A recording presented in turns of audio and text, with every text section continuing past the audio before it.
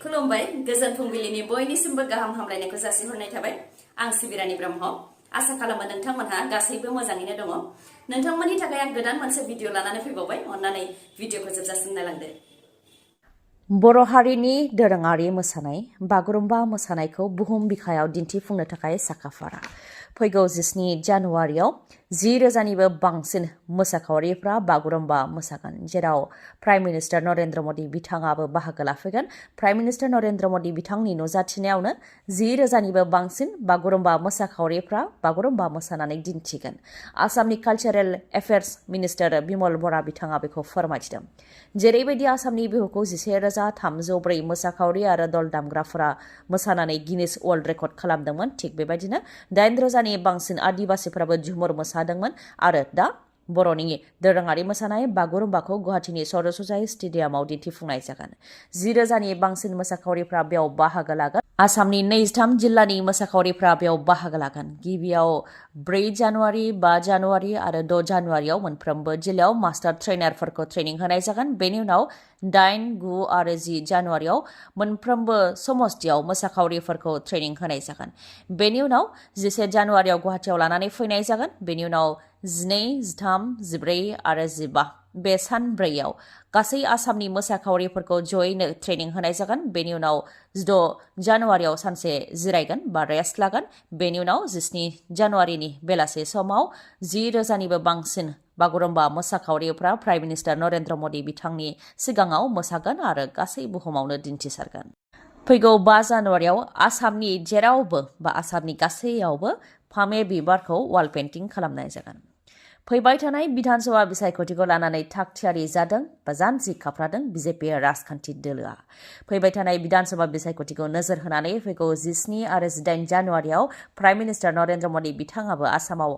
आगान होफैनो हागौ बेनि उनाव 29 जानुवारियाव आरोबाव मिरुनि नखर मन्त्रि अमित शाह बिथाङाबो आसामाव दावबायफैगोन गिदिर गिदिर दैदेनगिरिफ्रा आसामाव दावबायफैनायनि अनगायैबो आसामाव एलायन्स दोलोफोरखौ लोगोआव लाफानानै माबोरैहाय आवगायलांनो हायो बेनि सोमोन्दै सावरायनाय जागासिनो दं होननानै फोरमायथियो डक्टर हेमन्त बिश्व शर्मा बिथाङा बिटिसिआवबो एलायन्स दोलोफोरखौ जयैनो लानानै माबोरैहाय आवगायलांनो हायो बेनि सोमोन्दै सावरायनाय जादों होननानै फोरमायथियो थाखानाय एमएलएफ्रा फिन बे खेबाव टिकेट मोनबावगोना रोखा नङा रायजो राजानि मोजां मोननायखौ नोजोर होनानै बेनि सायावसो बिथा खालामनानै टिकेटखौ होनाय जागोन होननानै फोरमायथियो डक्टर हेमन्त बिश्व शर्मा बिथाङा बुथारग्राया सोर आरो मानि थाखाय बुथारखो सुस्मिता बर'खौ थांनाय बावैसो सान सिगां बाक्सा जिल्लानि सिङाव थानाय गिरवायाव सुस्मिता बर' मुंनि सिख्लाखौ खास्रि बिस्रि बुथारनाय जाथाय जादोंमोन दुब्लियाव खास्रि बिस्रि बुथारनाय जाथाय जादोंमोन बे जाथायखौ सुस्मिता बर'नि मोजां मोननाय सेंग्रा मिजिं बर'आनो खालामदों होननानै नखरनिफोरा सन्देह खालामदोंमोन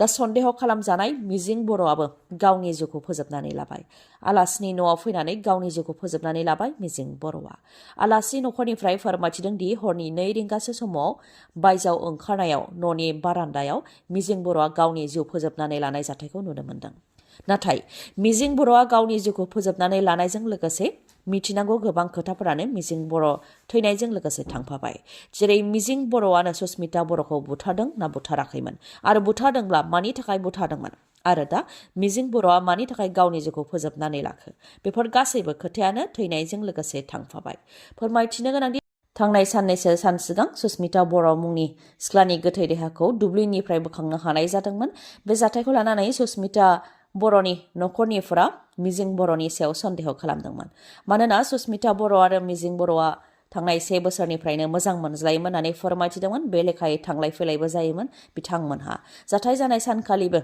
मिजिं बर'आ सुस्मिता बर'नि न'आव फैदोंमोन आरो थांफिननाय समाव सुस्मिता बर'आ लामा ससे बारहोनो होनानै मिजिं बर'खौ दोनलांदोंमोन बेनि उनावनो न' फारसे सुस्मिता बर'आ गिदिंबोफिनाखैमोन अखानायै सुस्मिता बर'नि गोथै देहाखौ दुब्लियाव ओनसोलनि सुबुंफ्रा नुनो मोन्दोंमोन बे जाथायनि उनावनो बे बुथारनाय जाथायखौ सुस्मिता बर'निनो मोजां मोननाय सेंग्रा मिजिं बर'आ खालामदों होननानै सन्देह खालामदोंमोन दा मिजिं बर'आबो गावनि जिउखौ फोजोबनानै लाबाय हाग्रानि मैसोनि गाग्लोबनायाव सासे बर' सुबुङा जोखोम जानो गोनां जादों बाक्सा जिल्लायाव जादों बे जाथाया मानास नेशनेल पार्कनिफ्राय फैनाय हाग्रानि मैसोनि गाग्लोबनायाव बाक्सा जिल्लानि बारेंगाबारिनि रमेश्वर खेरखातारिया जोखोम जानो गोनां जादों। बिथाङा बारेंगाबारिनि थागिबि आनन्द बाजारनिफ्राय न' फारसे फैफिनबाय थानाय समावनो हाग्रानि मैसा बिथांनि सायाव गाग्लोबदों, जायजों बिथाङा जोखोम जानो गोनां जादों। जोखोम जानाय लोगो लोगोनो बिथांखौ सालबारि साब डिभिजन मडेल हस्पिटालाव लानानै थांनाय जादोंमोन, नाथाय गोब्राब जानायलाय उनाव बरपेटा मेडिकेल कलेज एन्ड हस्पिटालाव दैथायहरनो गोनां जादों। बिहावनि आखायाव जिउ खोमानो गोनां जाबाय सासे गोरजिया बिजामादैया।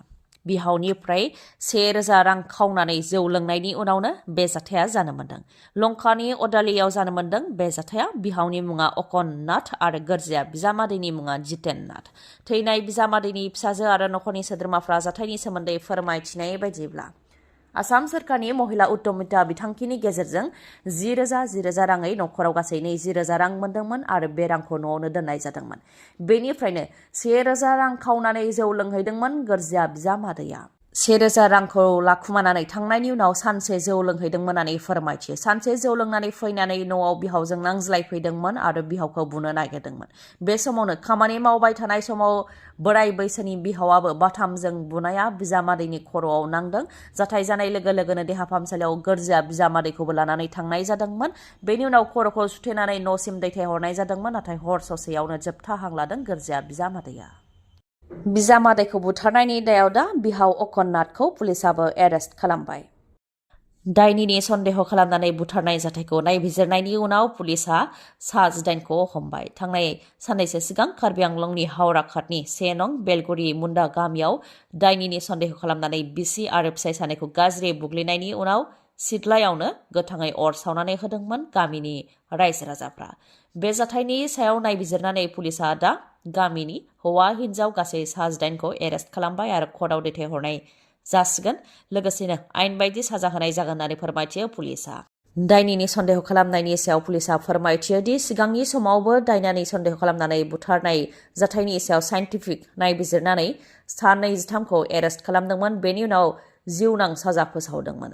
दा आरोबाव सा 18खौ हमबाय, बिसोरनि सायावबो गोख्रों राहा लानाय जागोन होननानै फोरमायथियो। गामिनि खना खनला सुबुंफोरा दासिमबो दायनिखौ फोथायो। दायनि फोथायनाया खोमसि फोथायनाय होननानै गोबां फोसावनायनि उनावबो गामिनि खना खनला दासिमबो खोमसि फोथायो। बेनिखायनो सोरखारा बेनि सायाव राहा लानो नांगौ होननानै बुंथियो। गामि सिंफोराव एवारनेस बा सांग्रांथि केम्प खुंनो नांगौ। दायनि सन्देह जायोब्ला मा राहा लानो नांगौ बेफोरनि सायाव सोरखारा गोख्रों राहा लानो नांगौ होननानै फोरमायथियो आसाम पुलिसनिफ्राय। हेलमेट गानालासे मटर साइकेल सालायनाय आरो जौ लोंनानै गारि सालायनायनि हेंथा गोख्रों जादों हान्थामेला बिफाना। गासै आसामावनो बेनि हेंथा गोख्रों सेबनाय जादों। थिग बेबायदिनो उदालगुरि पुलिसाबो गोख्रों सेबनानै नैबे डिसेम्बर दानावनो 3,369 मटर साइकेल सालायग्राफोर जायफोर हेलमेट गानालासे मटर साइकेल सालायदों बिसोरखौ हमदों आरो बिसोरनि हेंथा जुरिमाना फोनांदों। उदालगुरि जिल्लायावनो गासै 3,369 मटर साइकेल सालायग्राफोरखौ हमदों। बेनि अनगायैबो 104 सुबुंफोर जायफोर जौ लोंनानै गारि सालायनायमोन बिसोरखौबो हमदों। उदालगुरि जिल्लायावनो गोख्रोङै सेबदों। उदालगुरि जिल्लानि अनगायैबो क'क्राझार, चिरां, बाक्सा आरो गुबुन गुबुन जिल्लायावबो हेलमेट गानालासे मटर साइकेल सालायनाय आरो जौ लोंनानै गारि सालायनायनि हेंथा गोख्रों जादों। नोंथाङाबो जुदि हेलमेट गानालासे मटर साइकेल सालायनो सानदोंबा नोंथाङाबो सांग्रां जानाया गाहाम बा मिथिनानै लानाया गाहाम। नोंथाङा जुदि हमजायोबा जुरिमाना फोनांजागोन। बेनिख्रुइबो देरसिन खोथाया जाहैबाय नोंथाङा जुदि माबाफोर जाब्रबथायजों मोगा मोगि जानो गोनां जायोबा नोंथाङा हेलमेट गानोबा गावनि जिउखौ रैखा खालामनो हागोन। बेनि अनगायैबो जौ लोंनानै गारि सालायनायावबो नोंथाङा सांग्रां जा, मानोना नोंथाङा जुदि जौ लोंनानै गारि सालायनायाव हमजायोबा 10,000 रां जुरिमाना होनो गोनां जागोन। दिनैनि भिडिअआ एसेनोसै। गाबोन आरो गोदान भिडिअजों लोगो मोनफिनबावगोन। नोंथाङा दासिमबो आंनि चेनेलखौ साबस्क्राइब खालामाखैबा अन्नानै साबस्क्राइब खालामदो, लोगोसे लाइक, कमेन्ट आरो शेयार खालामनो दाबाव। गोजोन्थों।